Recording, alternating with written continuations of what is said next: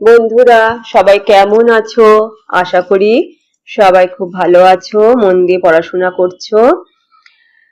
আজকে আবার তোমাদের জন্য বেশ কিছু সাধারণ জ্ঞানের প্রশ্ন উত্তর নিয়ে এসেছি।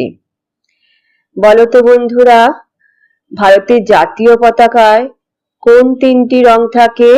ভারতের জাতীয় পতাকায় উপরে থাকে গেরুয়া, মাঝে থাকে সাদা আর নিচে থাকে সবুজ রং। মাঝে সাদা অংশের উপরে থাকে নীল অশোক চক্র। বলো তো বন্ধুরা, আমাদের জাতীয় সঙ্গীতটি কি? আমাদের জাতীয় সঙ্গীতটি হলো জন গণ মন অধি নায়ক জয় হে। বলো তো বন্ধুরা, আমাদের এই জাতীয় সঙ্গীতটি কে রচনা করেছিলেন? আমাদের এই জাতীয় সঙ্গীতটি রচনা করেছিলেন কবিগুরু রবীন্দ্রনাথ ঠাকুর। বলতো বিদ্রোহী কবি নামে কে পরিচিত? বিদ্রোহী কবি নামে কবি কাজী নজরুল ইসলাম পরিচিত।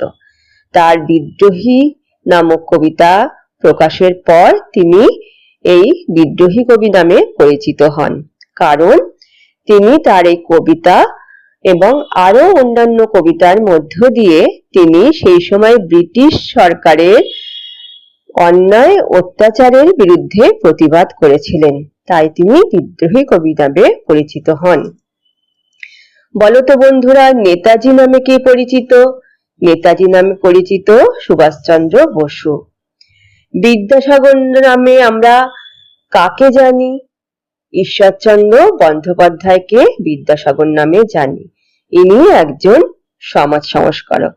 আর আগের প্রশ্নে সুভাষচন্দ্র বসু হলেন একজন স্বাধীনতা সংগ্রামী। বলতো বন্ধুরা, মহাত্মা গান্ধী নামে কে পরিচিত?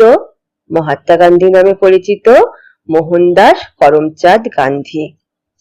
বলতো বন্ধুরা, 2রা অক্টোবর দিনটি আমরা পালন করি কেন?